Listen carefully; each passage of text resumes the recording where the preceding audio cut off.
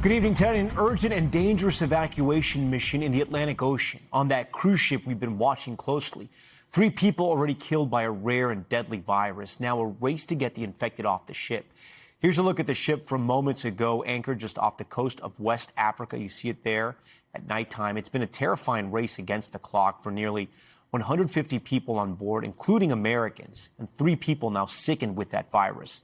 Tonight, we expect them to be airlifted to a hospital in the Netherlands.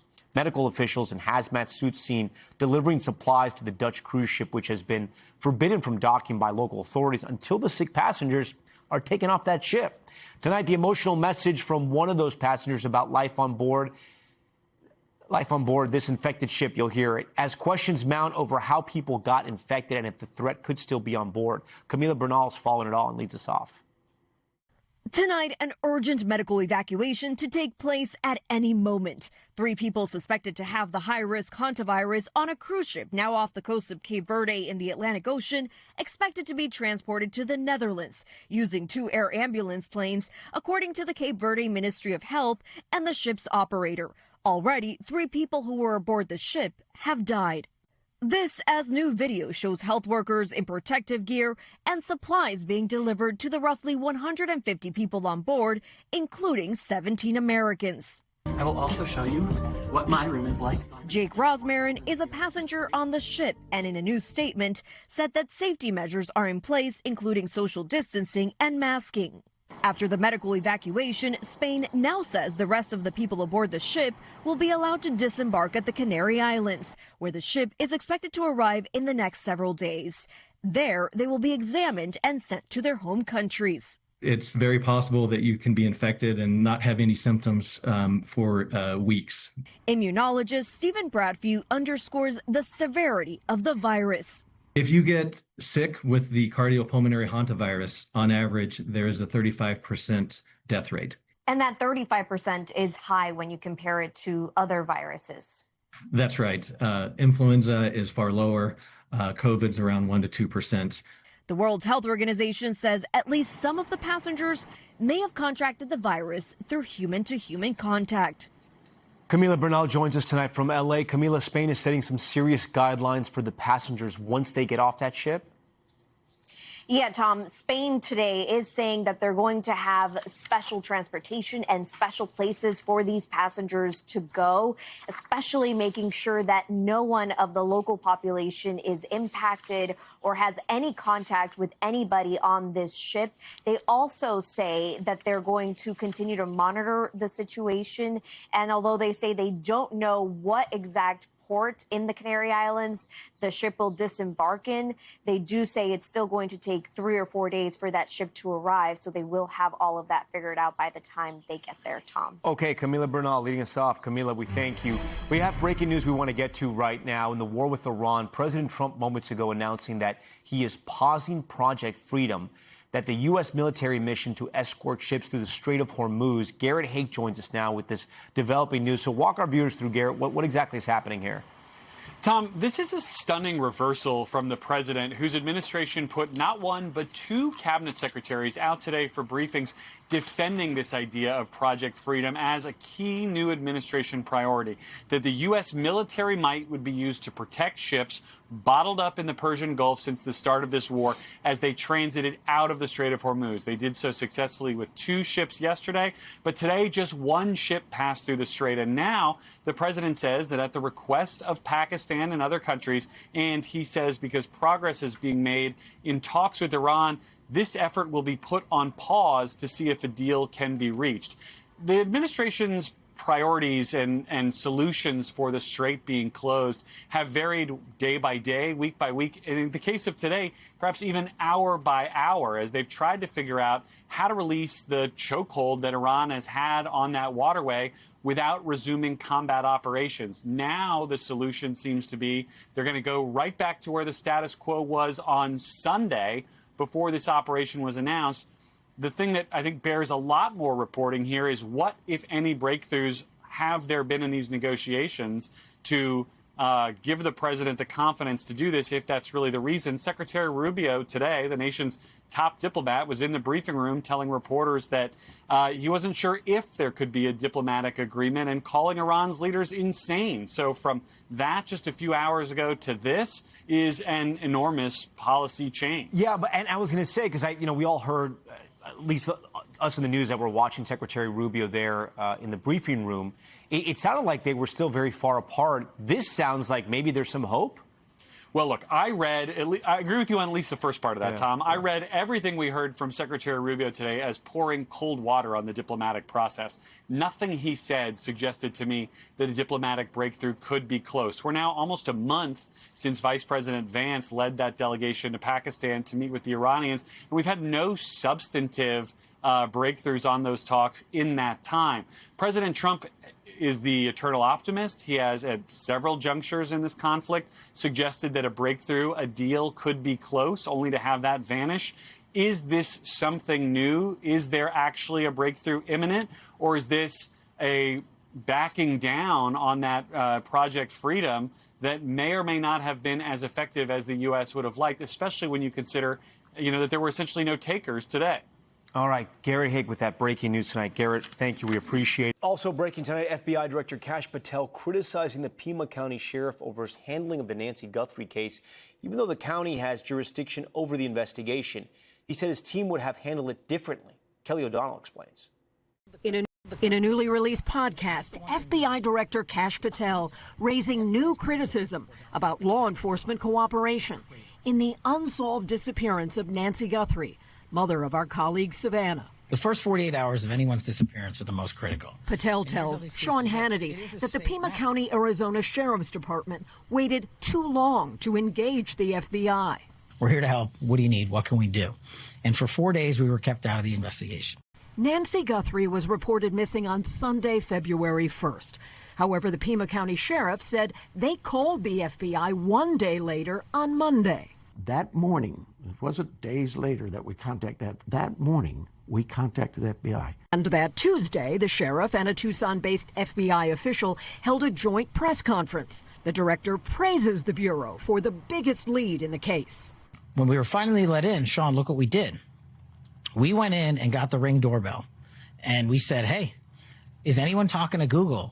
The FBI contacted Google, and they recovered those chilling images from the door camera system. That's why you have that image, because the FBI worked with Google to put that image out. That suspect remains unidentified 3 months later. The director also cited differences over handling DNA evidence.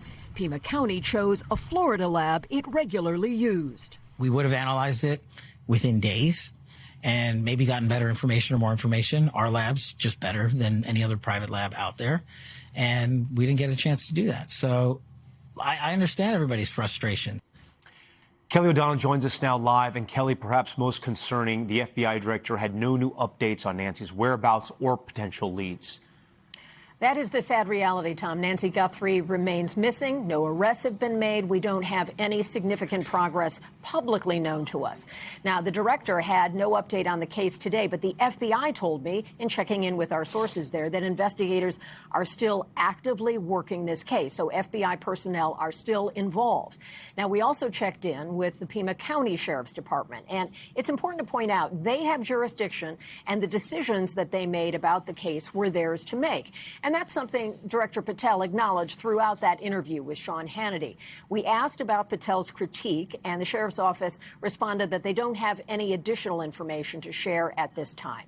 And of course, anyone who has information about Nancy Guthrie, anything that could help in trying to locate her, there is a reward, and FBI and local officials would certainly want to hear from them. Tom? All right, Kelly O'Donnell. Kelly, we thank you. I want to bring in our panel tonight who have been monitoring the disappearance of Nancy Guthrie since the beginning. Chip Massey, former FBI special agent and hostage negotiator, a good friend of Top Story. George Colina, former Miami police chief. We thank you both for joining us tonight. Chip, I want to start with you. What's your reaction to what you heard from the FBI director? Yeah, so many things come to mind, Tom. And, last time we spoke, unfortunately, we're still talking about where are the leads going? Where's the investigation headed? And what we're seeing now is that the director feels compelled to go on to this broadcast, this podcast, and talk about and explain what he thinks are the distractions. Now, what we know about human behavior, Tom, is that crisis exposes fractures and weaknesses in a team. And that's how I see this, is that right now you're seeing the fractures coming to light. I find it, a little bit troubling that the FBI director has to say we were sidelined.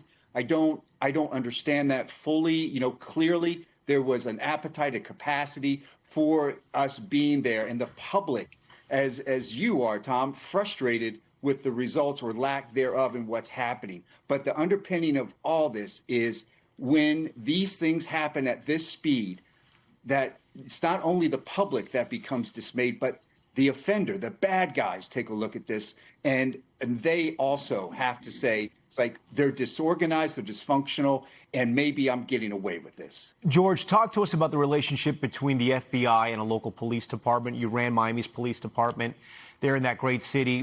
What is it like? I know sometimes you have cases, you want to take care of your cases. Do you immediately get the FBI's help and ask for it, or do you want to take your own time because it's your investigation? No, it's shocking to hear the comments, quite frankly. Typically what happens is you will take any and all help, right? This isn't about status or ego or who gets credit. It's about saving lives, recovering someone, solving a crime. This is a high-profile case, obviously, and I think to Chip's point, maybe there's a little bit of deflection going on, a little bit of blame casting, because there hasn't been really any movement in this case, and we're 2 months in now, and I think that's kind of part of the problem. And quite frankly, I even question this idea that the FBI has no jurisdiction. We know that there was a ransom that was requested. We know that there was talk about cryptocurrency being delivered potentially. Anytime you use an instrument of interstate commerce, that becomes a federal offense. And so I think this is just a fracture, as Chip mentioned, a lack of proper communication, a lack of proper teamwork, and perhaps a little embarrassment. Yeah, Chip, I do want to ask you, what do you think they missed by not getting in there earlier or using the FBI's help earlier? And exactly, Tom. And to George's point, time is critical. In abduction cases, it is everything.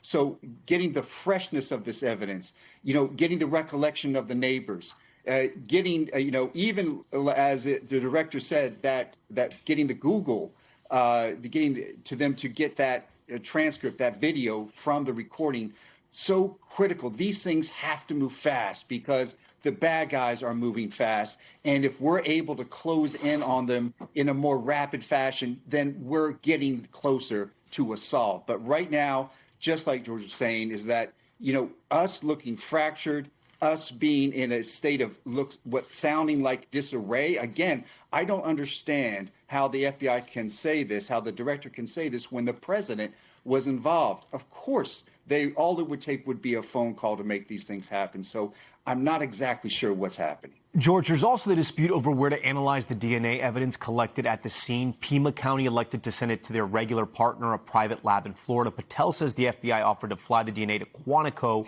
Do you think the sheriff did the right thing? And explain to our viewers the differences. And you may not know the exact labs, but what would the difference be? Well, the FBI is recognized as having the foremost experts when it comes to forensic science, right? Typically, when you work jointly, the local and state governments are the ones that have manpower, right? That the FBI doesn't necessarily have that kind of resource. What the FBI does have is an incredible level of expertise. So if you have the ability to send your evidence to Quantico and have them examine it, that's what you want to do. Not just because of the level of sophistication that they have and the speed in which they're able to work, but if this were ever to wind up inside a courtroom, you don't want opposing counsel to attack the way evidence was processed, right? You want to be able to say this was handled by experts in a very efficient manner, in a way that they do it all the time with lots of credibility, and you may not get that if it's managed by a state lab. So there, I absolutely agree with the director. If that offer was made, it should have been accepted. Chip, what do you think about that, about the lab? Do you agree it should have gone straight to Quantico? The way I understand it, yes, exactly, is that if we were ready, if we were set up, and if, as the director was saying, there was a plane ready to go and it would expedite things, we absolutely should. Because as every investigator on that ground knows, that they were shoulder to shoulder. There's no two ways about that. They were working hard in concert, many, many hours poured over this. But it's always mission first. It's never, hey, who's got jurisdiction over this and who should be invited to this press conference. Mission first, and a woman's life is at stake. Okay, Chip and George, good to have you on Top Story again. We hope for some positive news about Nancy Guthrie at some point soon. We're going to turn now to the urgent manhunt in Tennessee after police say a Special Forces veteran shot his wife and then disappeared into the woods. Authorities now releasing a new image of him. Here's Aaron Gilchrist. Tonight, officers going door to door with guns drawn. An expanding manhunt for 54-year-old Craig Berry. The Stewart County Sheriff says Berry shot his wife after a dispute early Friday morning before sprinting into the Tennessee woods under the cover of darkness. We believe he's armed now with not only a handgun but an automatic rifle.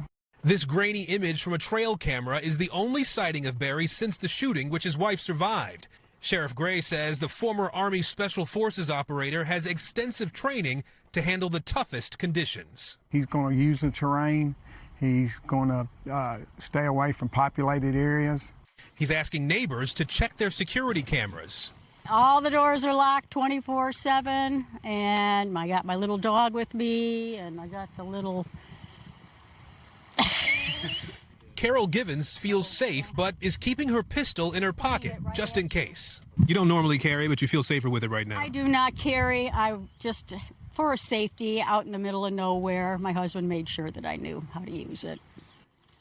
All right, those residents are armed. That's good to know. Aaron Gilchrist joins us from Stewart County, Tennessee. Aaron, there are some other factors complicating the search, correct?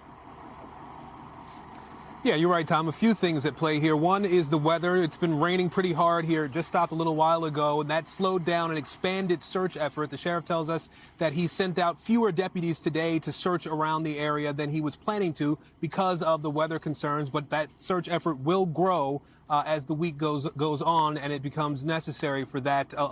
We know that the U.S. Marshal Service is being called in to help with that search effort as well. It's also worth pointing out, as we said, that Craig Berry does have Special Forces training. He did 4 tours in Iraq as well. And that's a factor that the sheriff talks about. He says that could mean that when you look at things like this body of water behind us, this is a Kentucky lake. It is thousands of acres in size.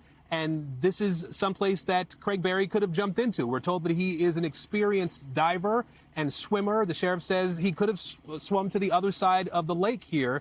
But at this point, they're trying to concentrate their efforts on land here in this area that is near the house where Craig Berry and his wife lived before they start to venture out into the lake and the other side of the lake, or down farther down the lake or up into Kentucky, Tom. But those are all things that are sort of complicating factors that the sheriff is taking into account. He also says it's possible that Craig Berry would know that he's being sought in the way that he is at this point and could have chosen to harm himself somewhere in the woods around here. Tom?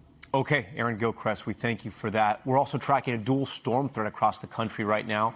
Intense snowfall slamming parts of the Rockies in a rare May snowstorm, and millions across the South bracing for potential severe storms. In Loveland, Colorado, look at this. This is just north of Denver. You can see the flakes are flying there. And a similar scene in Boulder. It all comes after a very dry winter for the region. So could this one be the biggest of the year? Let's get right to NBC meteorologist Angie Glassman. So great to have you, so Angie.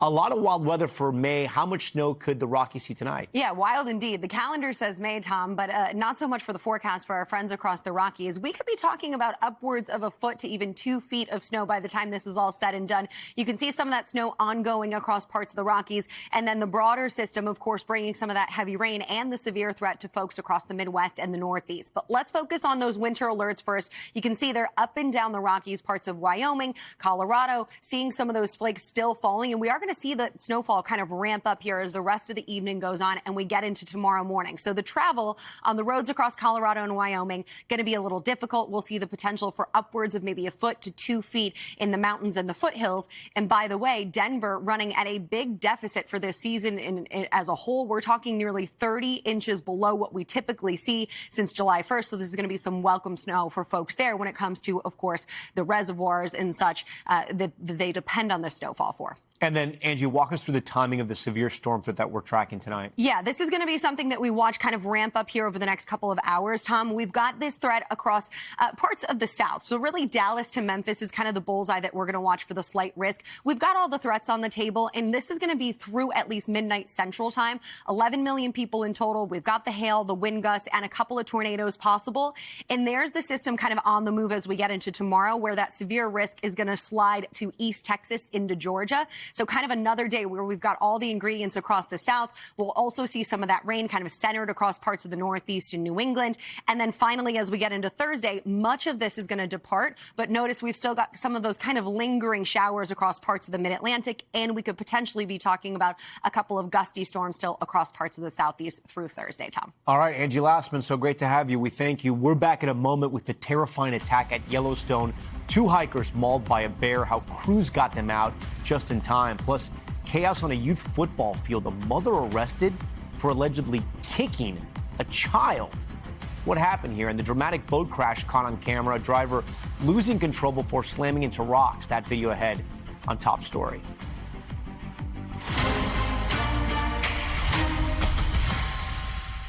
I want to turn now to Florida, where a youth football game took a wild turn. A mom taken into custody after allegedly kicking a boy during an on-field scuffle, I should say. NBC's Jesse Kirsch has the video. This is the moment a Florida youth football game devolves into chaos. Watch closely. In the middle of an altercation, this child rolls on the turf, still on the ground, as a parent appears to approach, kicking the player. Police say that woman is Renee Lambert, now charged with cruelty toward a child and resisting an officer. So it was getting chippy for a bit. It was a chippy game. Yes, sir.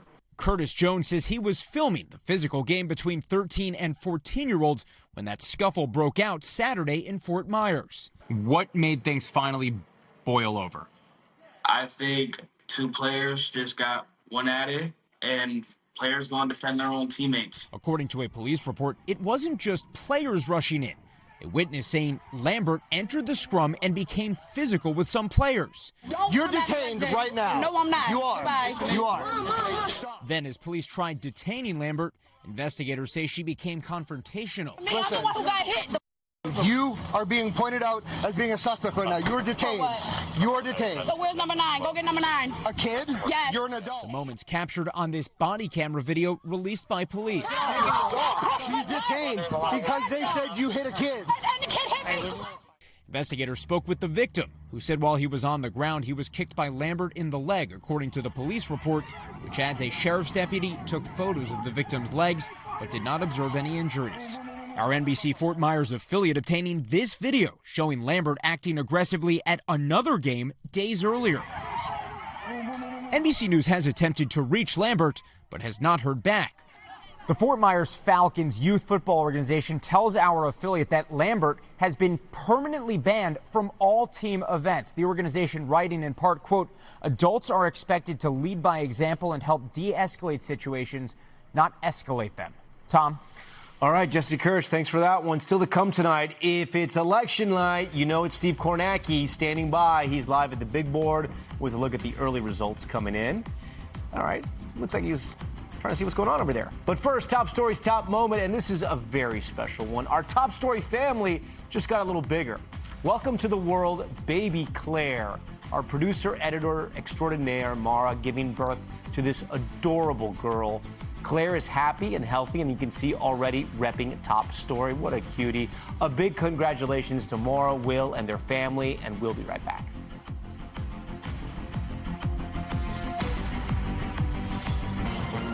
We're back now with an election update. Polls have just closed in critical primary races in Indiana and Ohio, two states that could serve as a litmus test for President Trump's power heading into November. And of course, if it's election night, Steve Kornacki is locked into the big board. Steve, let's start with Indiana, where President Trump has been leading an effort to oust a group of state senators. Walk us through that race and the votes coming in so far. Yeah, Tom, already the Trump side has landed a very significant blow in this Indiana primary. I'll show it to you right here. This is Travis Holdman. This is a member of the state Senate Republican leadership in Indiana. He voted against that Trump-backed bid to change the congressional map to give the Republicans more seats. As a result, Trump targeted him in this primary, and NBC News has already projected that Travis Holdman has been defeated in the Republican primary by his Trump-backed challenger. So already a blow there that the Trump side has landed, and they may be on the verge of another. Here, just from the city of Kokomo down to the Indianapolis suburbs in this district, a long-serving Republican incumbent is currently really getting blown out in his primary. NBC News has not projected this race, but it's a steep hill to climb for Jim Buck, another Republican incumbent who voted against the Trump-backed redistricting plan. And then down here in the 41st district, we got about half the vote in. It's a very close race here. But again, Greg Walker, the Republican incumbent here, voting against that Trump-backed plan. He is definitely in some trouble in this district at this hour. There is one incumbent who voted against the plan, who does seem to be in good shape so far. I'll show you that. His name is Good, Greg Good, over here around Terre Haute. About a third of the vote is in. This is the only one right now, the only Republican state senator to oppose Trump, who right now at least is getting encouraging numbers in these primaries. And then talk to our viewers about what you're watching in Ohio tonight. Yeah, so next door in Ohio, where the polls are just closing, we've got the Senate race this November that's going to be closely watched nationally here. And on the Democratic side here tonight, Sherrod Brown, we expect certainly to be nominated again. He's run before. He was defeated. He's trying to get back to the Senate against John Husted. But I think what's most interesting to come out of Ohio tonight is we're looking at primaries, Republican primaries here in the 9th District. The Republicans are going to pick a candidate to go up against Marcy Kaptur. Marcy Kaptur is the longest-serving female member of Congress in history, a Democrat first elected in 1982. Her district was changed by redistricting. It would have voted for Trump by 11 points. She's facing an uphill climb. She finds out who her opponent is tonight. That's a primary we're going to be keeping a close eye on as those numbers start to come in, Tom. All right. Steve Kornacki, great to have you. Thank you, man. Now to the major reversal in President Trump's ballroom tonight. Democrats blasting a Republican request for $1 billion in taxpayer money to fund part of the project, despite the president previously saying private donations would pay for it. Here's Gabe Gutierrez. These are new images of the rapid construction of President Trump's White House ballroom. But tonight, Democrats are accusing the administration of a bait and switch after congressional Republicans released a new funding bill earmarking $1 billion for security improvements tied to the project. They destroyed the east wing of the White House without any notice or consent in the dead of night. And then they told the American people that it was going to be paid for with private dollars. This has been a story of corruption. The president had been saying for months private donations would pay for it. And we're giving them, myself and donors are giving them free of charge for nothing. We did this no charge to the taxpayer whatsoever. This is being financed privately. The White House now insists that taxpayer money would only go to secure portions of the facility and that private donors would still pay for the actual ballroom. The president previously estimated the 90,000 square foot structure would cost $400 million. In a court filing last month, the Trump administration wrote it'd be built with materials to withstand drone attacks and also include underground medical facilities and a bomb shelter. With a suspect now charged with trying to assassinate the president at the White House Correspondents' Dinner, President Trump has argued a large secure event space is critical. We need the ballroom. That's why Secret Service, that's why the military are demanding it. All right, Gabe Gutierrez joins us tonight from the West Wing. Gabe, we can see the construction cranes there behind you. They've been at work all day. So where does it go from here, and what do we know about that court case? Look, Tom, it's pretty remarkable. Yes, the East Wing project is across the other side of the property, and you can see these construction cranes pretty much every day when you walk into the White House, and it's been incredible to watch how rapidly this project has come along. And as you said, next month, a federal appeals court is set to consider whether to allow this project to continue. This legal back and forth is expected to play out at least over the next couple of weeks. But in the meantime, yes, the Trump administration is moving very quickly, Tom. All right, Gabe, we thank you for that. Now to exclusive new reporting tonight about the inner workings of the Department of Homeland Security and the heated battle that unfolded behind the scenes in the early days of the president's second term. The feud detailed in a new book out today, Undue Process, the inside story of Trump's mass deportation program. The author, our own senior Homeland Security correspondent, Julia Ainsley, who joins us now. Julia, congratulations on the new book. Thank you. What more can you tell us about that meeting? Well, it was interesting. This is February 2025, and this is the first ICE director who was in place. That was Caleb Vitello, and he was facing off against Rodney Scott, the commissioner of CBP, over this plan. It was a master plan for deportations. They would have combined DOD, CBP, and ICE in one office in Washington, and they'd call the shots on where people should go around the country to go into homes of people with prior orders of deportation without a warrant. Now, Vitello said no. Rodney Scott got so upset, and so did many of the others, that they actually had to clear the room because people were so upset. But the reason this meeting matters is because probably a lot of those policies I just named sound familiar. It sounds a lot like what we saw on the streets of Chicago and Minneapolis and Los Angeles. And that's because a lot of those things did come to fruition. But I thought it was really relevant and important for the American people to know that there were actually warring factions within DHS, even from the beginning. And we saw it going all the way through between Tom Homan and Kristi Noem, where people had really fundamental ideological differences about how President Trump should achieve that goal of 1 million deportations in his first year. Yeah, you cover the department extensively. What else did you learn writing this book? But it was so interesting. I would tell people, no matter how you feel about immigration, even if it's not something that's your number one issue, it was such a rapid expansion of executive power, because when President Trump took office, this was his big winning issue. It was his political asset. And so I was able to see many of the ways that he used that issue to expand executive power, including increasing social media searches of foreign students in the United States, even to the point where they were asking ICE officers to find students who were posting anything anti-Trump and then to find underlying crimes after that so that they could revoke their visas and deport them.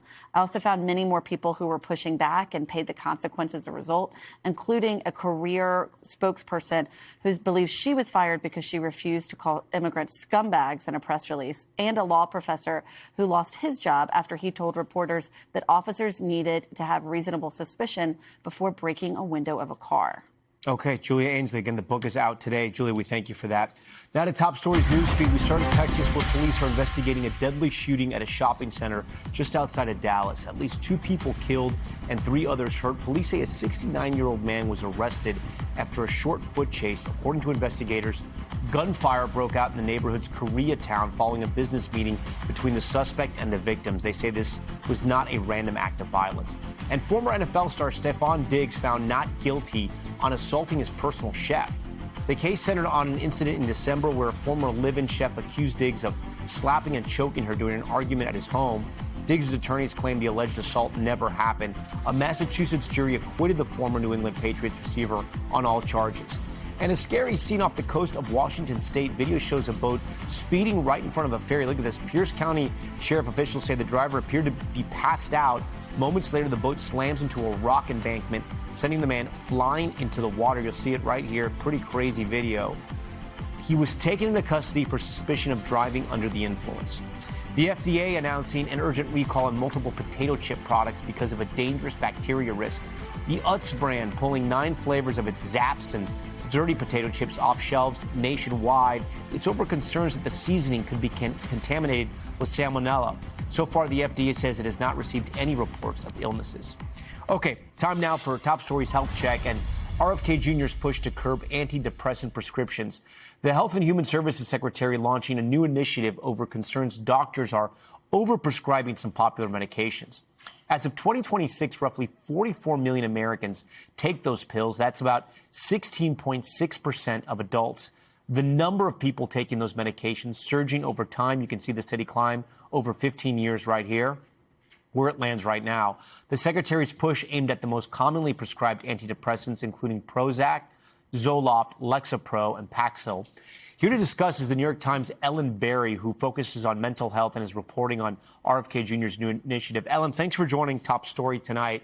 So we want to ask you, can you walk our viewers through exactly what RFK Jr. is proposing and why? Sure. He announced a number of initiatives yesterday, all of them focused on helping people to get off psychiatric meds. The first one is a mechanism that would allow providers to be reimbursed for helping patients stop taking medications or reduce them.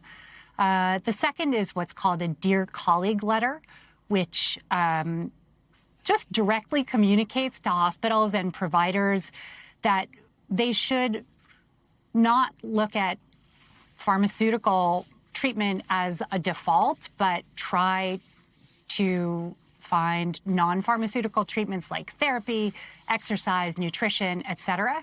And then the third thing that he did is started in motion an expert panel that will begin to formulate guidelines for deprescribing and tapering off SSRIs. Yeah, you know, that second point you mentioned there, RFK Jr. saying doctors should encourage alternative methods before prescribing these medications. What more do we know about those alternatives, and are any of them effective? I think there's lots of good evidence that other mechanisms, you know, things like sleep and exercise and nutrition, but especially psychotherapy, are really effective treatments for depression and anxiety and other disorders. However, they're not as easy to get. Often it's hard to find therapists. It's hard to find therapists who take insurance. And so a lot of Americans may not be able to access those modes of treatment. Yeah. The American Psychiatric Association appeared somewhat receptive, right, to the initiative, but then released a statement writing in part, "We strongly object to framing the national mental health crisis as primarily a problem of over-medicalization or over-prescribing." What are they, explain the framing that they're against here. So I think the concern, as you said, they were pretty welcoming of these steps and said that they hope to be part of the process of putting together guidelines for helping patients to taper or reduce medications. But yeah, as you said, a concern that this message is going to undermine confidence in treatments that are really our first-line treatments for some pretty serious disorders. Yeah, you posted on social media that you're getting tons of responses in the comment section for your reporting on this. What stood out to you? Yeah, I mean, I always watch the reader comments, and last night they really kind of exploded, and I would say really on two separate sides. There were many people who responded, keep your hands off my medication. This is a private medical decision, and the Secretary of Health and Human Services has no role in influencing it. But then there was also a group of people who talked about their own difficulty and sort of unexpected difficulty when they decided to get off the medications, that the withdrawal effects were just much more debilitating than they had been told. So you're really hearing two different stories. Ellen, great to have you on the show. We appreciate it. We want to turn to some breaking news that's just come in on the elections tonight. Steve Kornacki's tracking this for us. Steve, a big night for Vivek Ramaswamy, who viewers may not have heard from in a while, but he just clinched the GOP nomination there for governor in Ohio. That's right. You know, again, running with Donald Trump's endorsement, right? Ran against him, one of those candidates in the 2024 primaries, and has sort of did some repair work with relationships. I think recast himself from a messaging standpoint here, and ends up winning tonight, obviously easily in the Republican primary in this governor's race. It was interesting. The outgoing governor here had actually appointed some time ago a Lieutenant Governor Jim Tressel, who used to be the highly successful football coach at Ohio State University. Many people had read that as an attempt to try to head off the nomination of Ramaswamy, but once Trump got involved, got behind Ramaswamy, this outcome, I think, became inevitable. All right, Steve Kornacki, great to have you. We thank you for that. We're going to be right back here on Top Story. Stay with us. We're back now with an update on that massive fire and state of emergency in New Jersey. Video capturing the moment the fast-moving blaze broke out inside of a mattress warehouse. Schools closed for a second straight day amid power outages and concerns about the air quality there. NBC's Emily Aketa is on the scene. Tonight, officials are investigating whether this video shows the start of a sweeping inferno outside of New York City. You can see a man working on metal notice the growing flames before calling to a colleague and frantically trying to clear the area inside the mattress warehouse in Belleville, New Jersey, Sunday. An apparent hose seen in the video obtained by NBC New York, no match for the fire exploding in size within a minute. It just kept getting worse and worse and worse.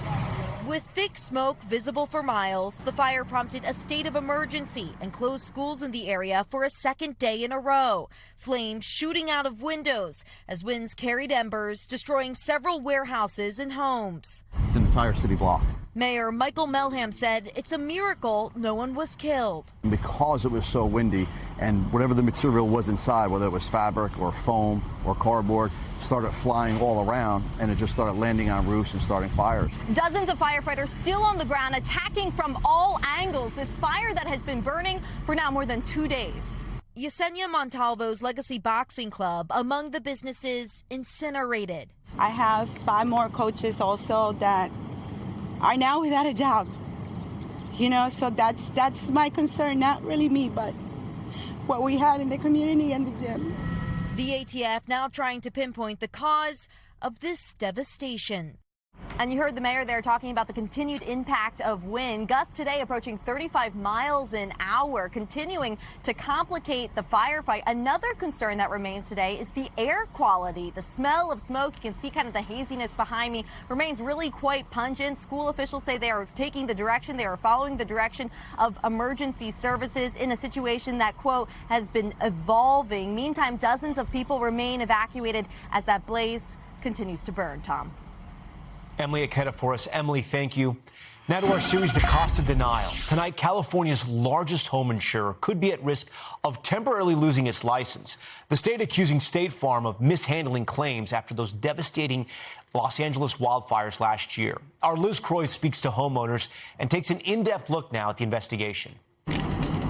Tonight, 16 months since Los Angeles was ravaged by 2 devastating wildfires, State Farm, California's largest insurer, facing potential suspension in the state after a months-long investigation found that the company repeatedly violated the law in its handling of wildfire claims. The state's insurance department says the company delayed, underpaid, and buried policyholders in red tape. In several cases, they say the company failed to provide explanations for why they were denying claims, and in one case waited 88 days to investigate a claim, and only after being prompted by the homeowner. The state also alleges State Farm engaged in what they describe as adjuster roulette, like with fire victim Stephanie Newport, who we first met last June when she had gone through 7 adjusters in 5 months. So you're saying that the day after the story aired, things changed? Everything changed the day after it aired. I got a phone call, got a new adjuster, and have had so much progress since then. But she says nearly everyone else she knows in a similar position, like Elisa Nixon, whose home is still covered in soot and ash, are still waiting. I would expect that going through such a terrible disaster, that money would pretty easily be my money. And instead, it's just felt like we have boxing gloves on all the time, trying to get what I feel is rightfully ours. State Farm says we reject any suggestion State Farm engaged in a general practice of mishandling or intentionally underpaying wildfire claims, adding that the insurer already paid out $5.7 billion. The insurance giant also called California's homeowners insurance market the most dysfunctional in the country. And Tom, this will now go before a judge. If the violations are proven, State Farm could be fined roughly $2 million and have its license suspended in the state for up to a year. Tom? All right, Liz, we thank you for that. All right, time now for Top Stories Global Watch, and we start with a deadly explosion at a fireworks plant in China. This video shows a massive cloud of smoke rising from the factory. State media reports at least 26 people died and more than 60 others were hurt. They say hundreds of rescuers responded to the scene and that people nearby were evacuated. So far, no word yet on what caused that blast. And dramatic video of a Ukrainian drone attack in Russia. Here you can see the aircraft slamming into the side of a building. Health officials say 3 people were hurt. It comes as Russian forces launched their own attack on the Ukrainian city of Zaporizhia. The local governor there says the strikes killed at least a dozen people and injured 20 others. And in Mexico, a fiery crash involving a train and a fuel tanker. Flames and thick black smoke erupting from the scene. It happened earlier near a state highway, shutting down traffic for a while. First responders say at least 2 people were killed and multiple others hurt. Right now, it's unclear what caused the accident. All right, when we come back tonight, a heartwarming sign of service and respect. The firefighters who stepped up when they saw an American flag on the ground. That moment next. Story of 2 Indiana firefighters who came across an American flag on the ground after a storm blew through town. What they did next shows the power of doing the right thing, even when you think no one is watching. It is a powerful symbol, a beacon of freedom, hope, and so much of what this country stands for. So when South Bend, Indiana firefighters Cody McLeod and Brian Haskell saw an American flag on the ground after powerful winds broke a neighborhood flagpole, they jumped into action. That's them there. This Ring camera showing them walk up to the front porch of a home, flag in hand, folded with care. Then placing it gently next to the stairs. We just have a lot of patriotism, and that flag means a lot. Once we could figure out where it belonged, I mean, why not, just put it back. Homeowner Tyler Gillian saw the moment on his doorbell cam. As you see in the video, how they cared for it, set it here so delicately. Just amazing. It's just the type of people that we have serving the Southland Fire Department. For McLeod and Haskell, who both come from military families, the flag represents the best of America. It's our country. It's the United States. It's all of us coming together and being united. With all the stuff going on in the world right now, it doesn't hurt to help a neighbor. A powerful show of respect for an emblem of unity. Doing that small act of kindness or doing something good for somebody, whether anybody's watching or not, if everybody did that, the world would be a much better place. Thanks so much for watching Top Story. I'm Tom Llamas in New York. Stay right there. More news on the way.